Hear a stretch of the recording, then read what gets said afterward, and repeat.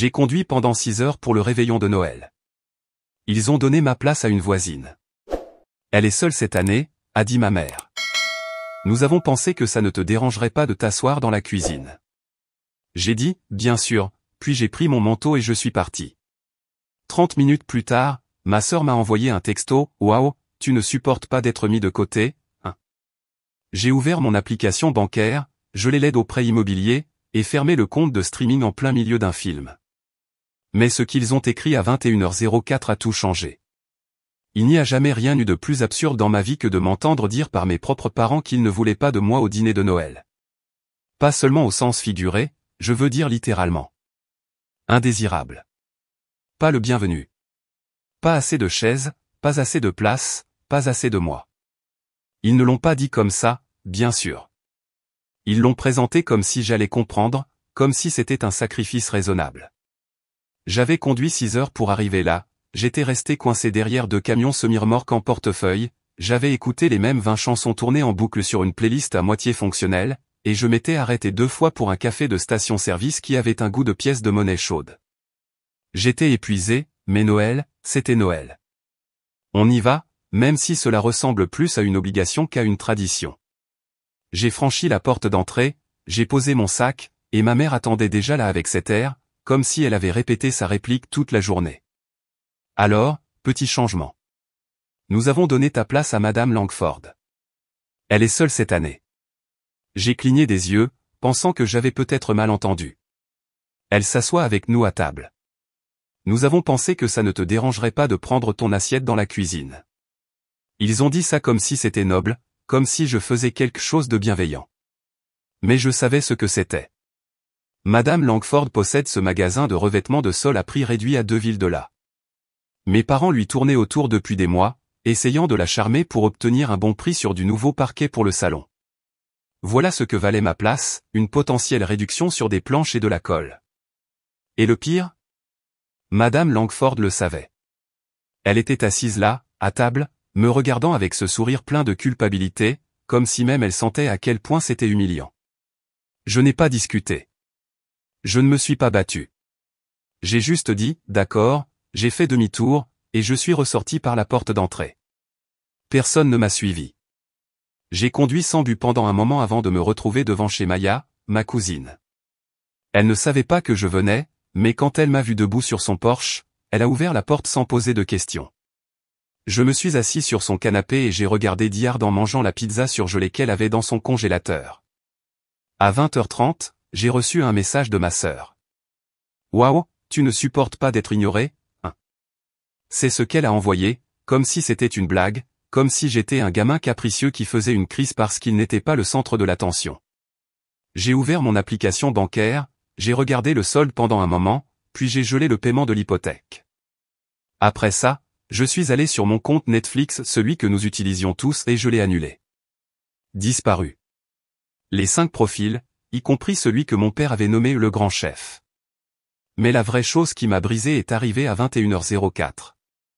Un texto du numéro de mon père, signé par eux deux, nous en avons parlé. Tu as toujours été un échec. Tu gâches toutes les fêtes, toutes les réunions. Nous n'avons plus besoin de toi. C'était tout. Net. Définitif. J'ai montré ça à Maya. Elle n'a rien dit, elle m'a juste tendu un verre. Et c'est là que quelque chose a basculé. Pas de la rage, pas de la tristesse, juste de la clarté. Ils ne savaient pas ce que j'avais construit, ce que je possédais, ce sur quoi ils comptaient. Mais ils étaient sur le point de le découvrir. Je n'ai pas dormi cette nuit-là.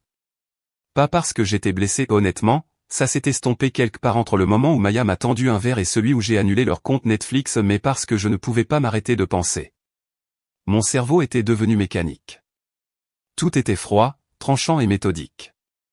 Je ne pensais pas au passé, je pensais à ce pourquoi ils s'appuyaient sur moi, à ce que j'avais construit, à ce qu'ils utilisaient, et à comment je pouvais reprendre tout ça.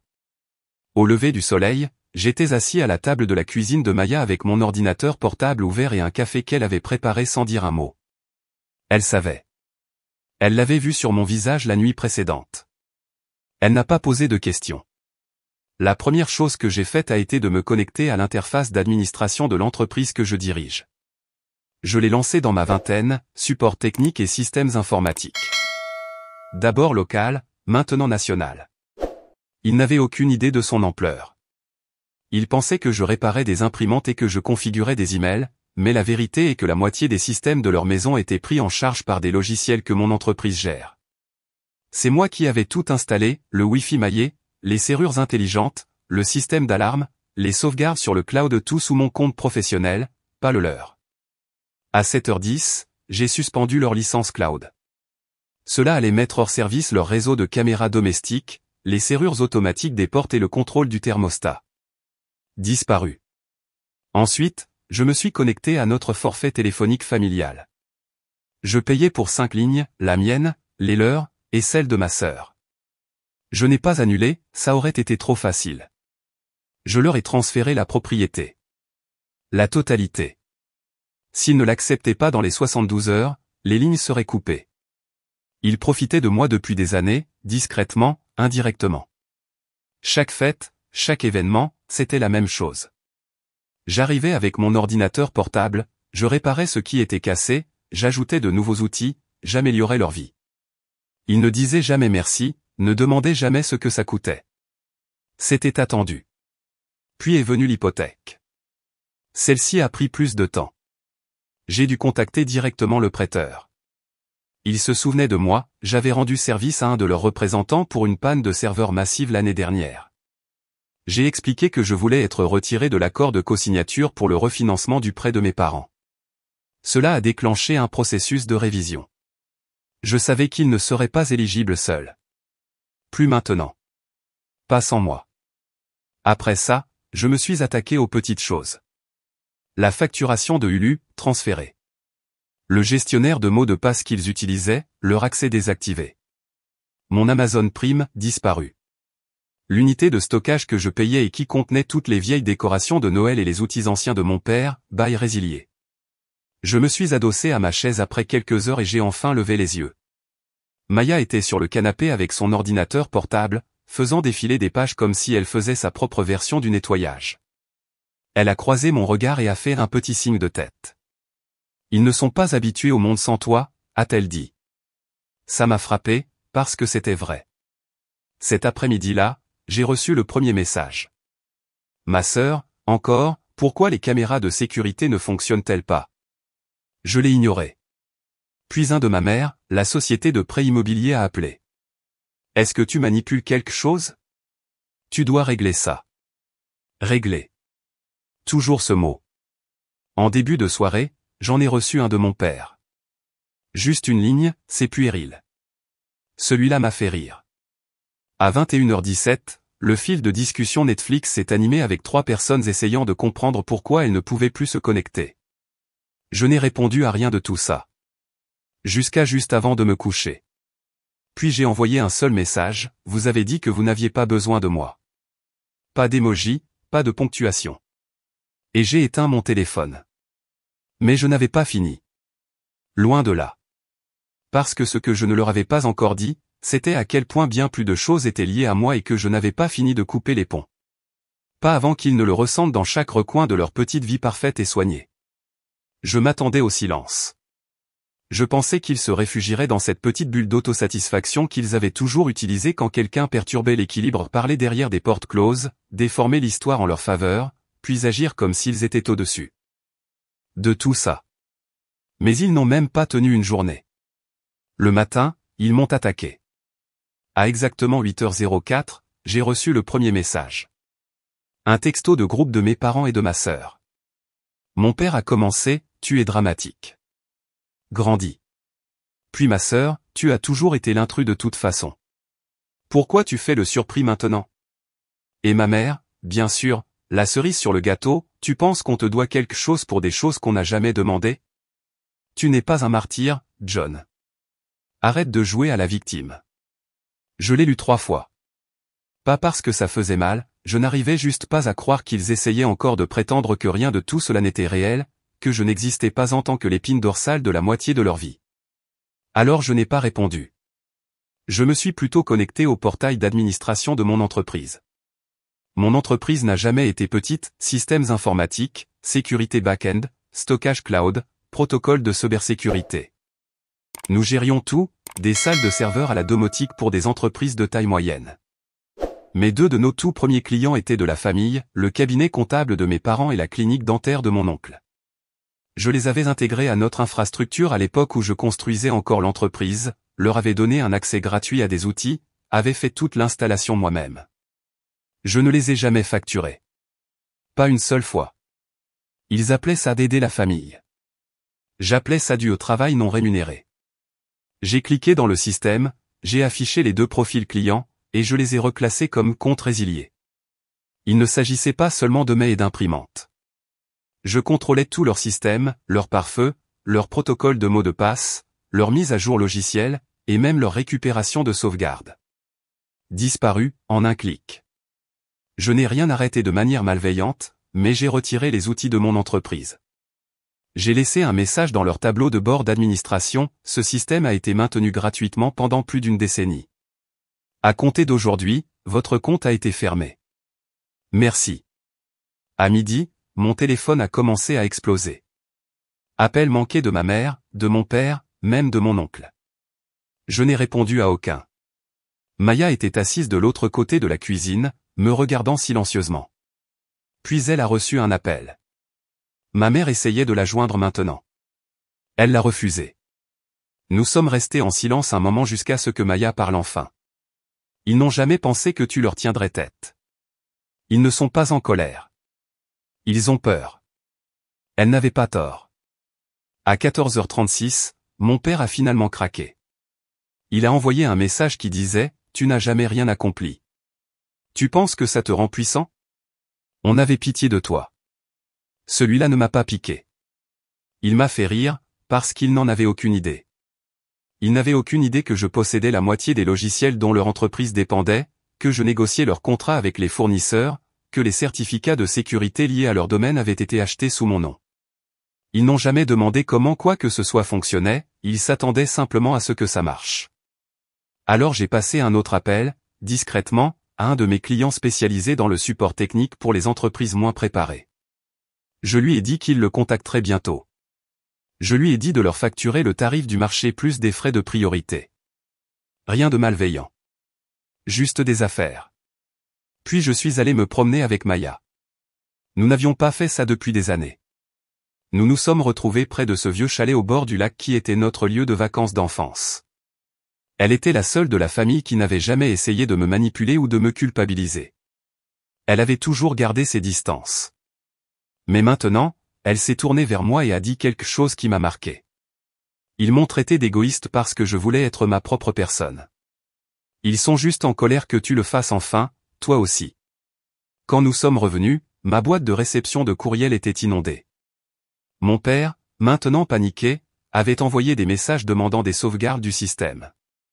Mon oncle avait écrit un message avec pour objet « Urge, besoin d'aide pour restaurer l'accès au serveur ». Ma mère avait envoyé une série de courriels sur le fait qu'elle ne comprenait pas ce qui n'allait pas avec leur plateforme de comptabilité. Je n'ai répondu à rien de tout ça. À la place, j'ai appelé mon conseiller financier. Je lui ai dit de transférer mes avoirs dans un nouveau trust, un qui excluait explicitement mes parents et ma sœur de tout accès potentiel.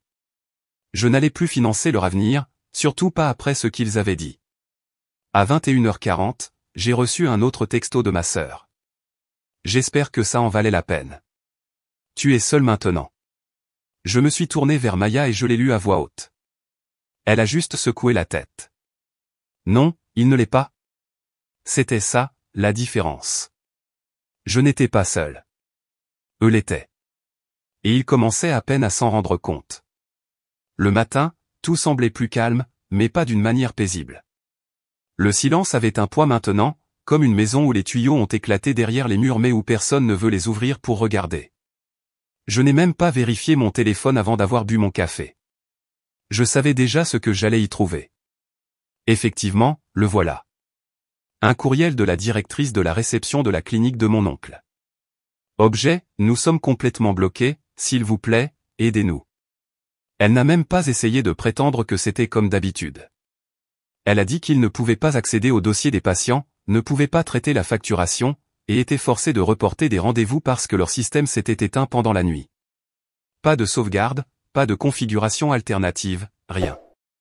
Elle a dit, nous pensions que tout était hébergé de manière indépendante. Nous ne savions pas que tout venait de vous. Je n'ai pas répondu. J'ai transféré le courriel à un collègue de confiance dans une entreprise d'informatique commerciale qui facture de vrais tarifs et ne tolère pas les clients familiaux qui ne paient pas. J'ai ajouté une note, ils auront besoin d'une récupération complète du système et d'une réinstallation. Facturé à votre tarif d'urgence standard. 2 heures plus tard, j'ai reçu une série de textos de ma mère. Le premier, parlons. Puis, on ne le pensait pas. On avait bu. On était stressé. Tout le monde dit des choses qu'il ne pense pas pendant les fêtes. Cette phrase « tout le monde dit des choses » va résonner comme un écho pourri, parce que je me suis souvenu de chaque fois où ils avaient dit quelque chose de les puis attendaient le pardon simplement parce que le temps avait passé. C'est comme ça qu'il fonctionnait, le dire, le nier, prétendre que c'était une blague, puis vous reprocher de vous en souvenir. Puis le message plus long est arrivé, celui qui lui a clairement pris plusieurs brouillons. Il ne s'agissait pas de ne pas te vouloir là. Nous essayons d'aider Madame Langford à se sentir incluse. Elle est importante pour nous, surtout maintenant qu'elle nous fait un prix sur le nouveau revêtement de sol. Nous pensions que tu comprendrais. C'était le moment. Celui où tout est devenu réel. Il ne le niait pas, il l'expliquait simplement comme si c'était logique, comme si m'échanger contre du parquet moins cher était une stratégie familiale raisonnable. Je l'ai lu à voix haute à Maya. Elle n'a même pas scié. Elle a juste dit, donc ta place valait 2 $ le pied carré. J'ai ri, mais ce n'était pas un rire joyeux. Je n'arrivais pas à croire que j'avais un jour appelé ces gens les miens. Vers 14 heures cet après-midi-là, mon père a appelé Maya. Il ne prenait même plus la peine d'essayer de m'appeler directement. Elle n'a pas répondu, mais il a laissé un message vocal long, nerveux, décousu. Nous l'avons écouté sur haut-parleur. Il a dit qu'il ne réalisait pas à quel point l'infrastructure de l'entreprise dépendait de moi. Il a admis qu'il pensait que je ne faisais que réparer des ordinateurs et ne réalisait pas que j'avais lié tout le back-end de leur cabinet à l'architecture de mon entreprise. Puis il a dit quelque chose qui m'a marqué, on pensait juste que tu aimais aider. Tu n'as jamais rien demandé. C'est ça. Parce que si tu ne demandes jamais, ils n'ont pas à donner. Et si tu ne fais pas de bruit, ils te qualifient de discret au lieu des invisibles. À 16h19, j'ai reçu un texto de ma cousine, Ellie, la fille de mon oncle. Elle a dit qu'elle avait entendu ce qui s'était passé. Puis elle a lâché la vraie bombe, ils essaient de faire passer ça comme si tu avais détruit la famille. Ils m'ont dit de rester loin de toi, on dit que tu étais dangereux. Dangereux. Maintenant, dangereux. Comme si se défendre était une menace. Comme s'ils avaient peur de ce que je pourrais dire ou, pire, de ce que je pourrais ne plus faire pour eux. J'ai appelé Ellie. Nous avons parlé pendant près d'1 heure. Elle m'a raconté des histoires qui faisaient paraître les miennes bien fades, pression pour reprendre la clinique, pour épouser quelqu'un de leur cercle religieux, pour bien se comporter. Quand elle a refusé, ils l'ont traitée d'ingrate, on dit qu'elle jetait tout ce qu'ils avaient construit pour elle. Ça vous dit quelque chose? À la fin de l'appel, Ellie m'a dit qu'elle coupait les ponts avec eux, elle aussi. Elle a dit qu'elle préférait tout reconstruire de zéro plutôt que de leur devoir une autre chose. Elle m'a dit qu'elle admirait ce que je faisais. Je ne savais pas quoi répondre. Personne ne m'avait jamais dit ça avant. Pas dans cette famille. Cette nuit-là, juste avant 22 heures, mon téléphone a vibré à nouveau. Ma sœur. Est-ce que tu paies toujours mes frais de scolarité pour le printemps? Elle n'a même pas essayé de le cacher derrière des banalités. J'ai fixé le message 1 minute, puis j'ai tapé « non » et j'ai envoyé. Je pouvais imaginer sa réaction, son visage se décomposer, ses mains trembler, peut-être même courir voir notre mère avec le téléphone. Et je pouvais imaginer ce que ma mère dirait, il fait juste son cinéma. Il reviendra à la raison. Mais cette fois, je ne revenais pas à la raison. Ce n'était pas de la vengeance. C'était un rééquilibrage. Je ne leur prenais rien qu'ils n'avaient pas déjà mis de côté. Je refusais simplement d'être leur filet de sécurité pendant qu'ils mettaient le feu à la maison. À minuit, Maya et moi étions assis sur le porche, enveloppés dans de vieilles couvertures, sans dire grand-chose. Elle a rompu le silence la première. Ils vont venir ici, tu le sais, n'est-ce pas? J'ai hoché la tête. Laisse-les venir. Ils sont arrivés le lendemain après-midi. Je savais qu'ils viendraient. Maya le savait aussi. La seule question était de savoir combien de temps il faudrait avant que l'orgueil ne cède à la panique. La sonnette a retenti juste après 14 heures. Je ne me suis pas levé. Maya l'a fait. Elle a ouvert la porte, ne les a pas invités à entrer. C'était ma mère, mon père et ma sœur, debout là comme s'ils étaient en tournée d'excuses, mais sans avoir préparé la partie des excuses. Je suis resté assis à la table de la cuisine. J'ai entendu ma mère demander s'ils pouvaient entrer. Maya a dit qu'ils pouvaient rester sur le porche. C'était tout. Ça ne leur a pas plu. Mon père l'a bousculé de toute façon, est entré comme s'il était encore propriétaire des lieux.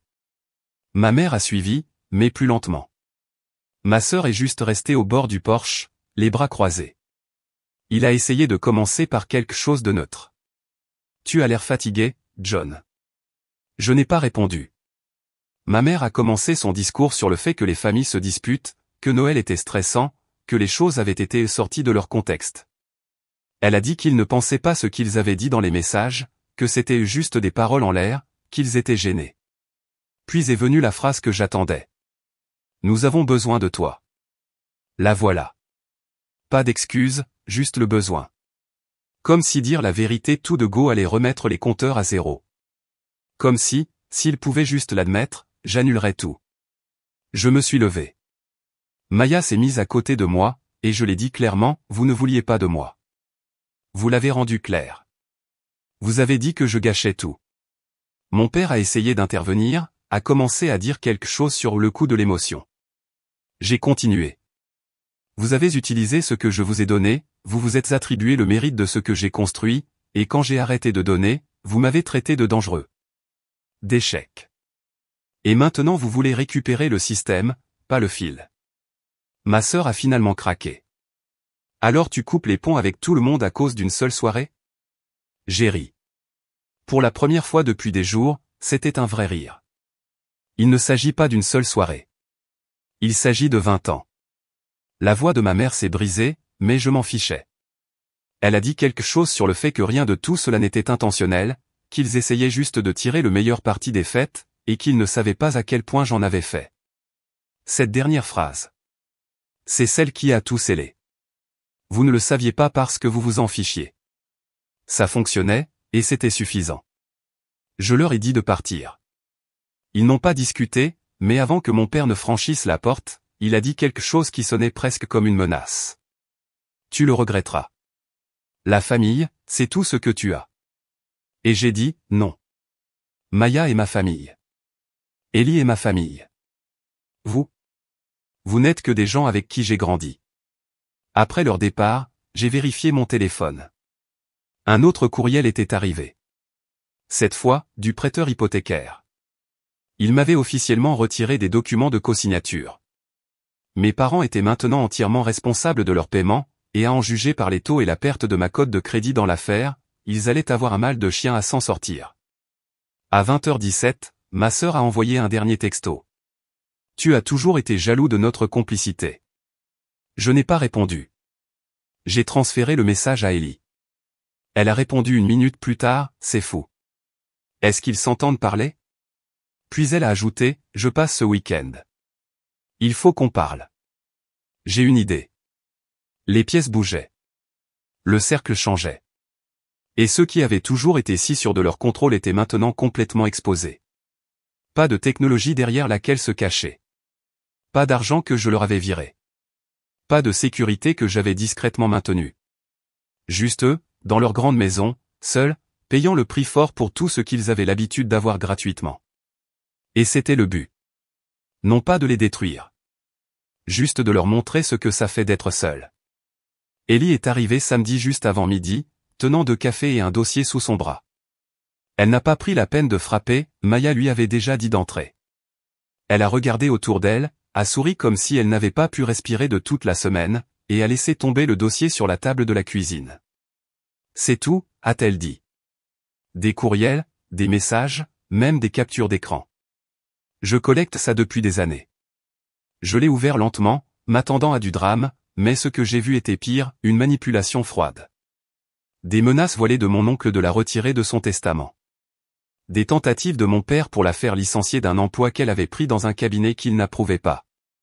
C'était comme lire ma propre histoire, juste avec des noms différents et une saveur de trahison légèrement différente. Ils nous ont fait ça à tous, a-t-elle dit, juste de différentes manières.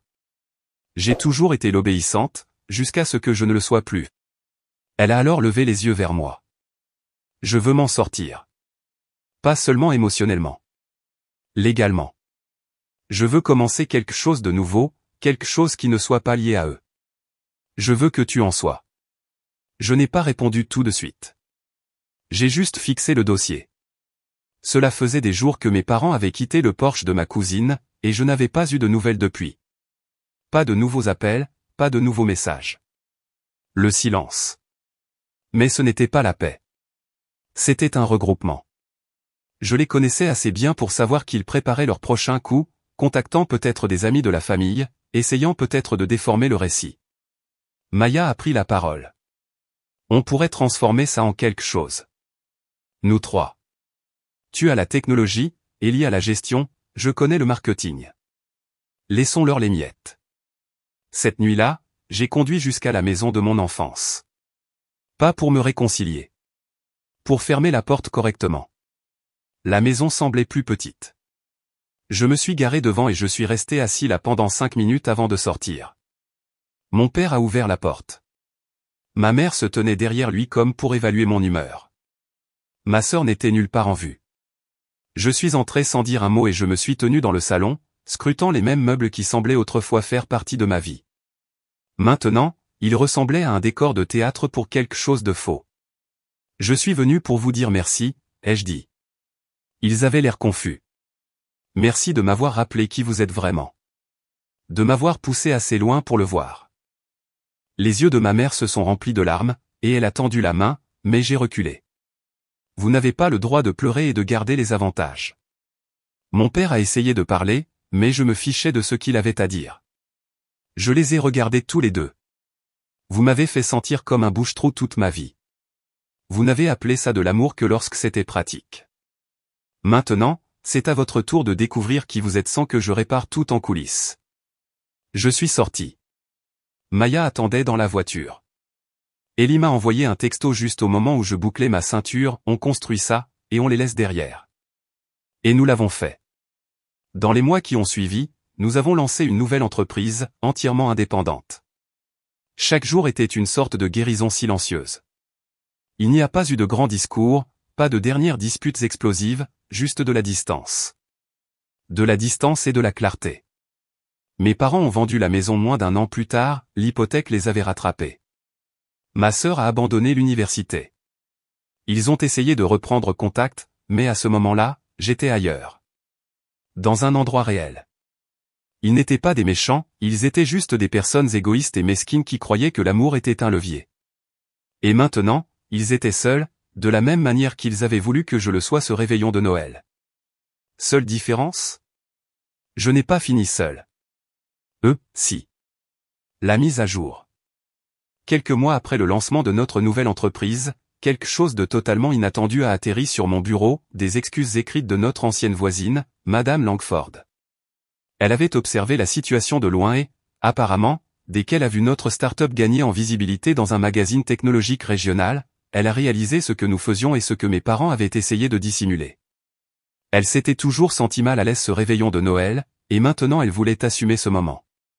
Son message était sincère, manuscrit une rareté de nos jours. Elle a écrit qu'elle s'était sentie comme un pion dans leur stratagème, s'est excusée d'être restée à leur table alors que je n'étais pas le bienvenu, et, chose la plus étrange de toutes, a proposé de recommander notre nouvelle entreprise à tous ses clients entrepreneurs. Elle a signé, pas seul ce Noël. J'en ai parlé à Maya et Ellie, et nous avons ri, non pas par moquerie, mais par soulagement qu'une personne ait vu la vérité et ait décidé de faire quelque chose d'honnête. Ça n'effaçait pas le passé, mais c'était un petit cadeau.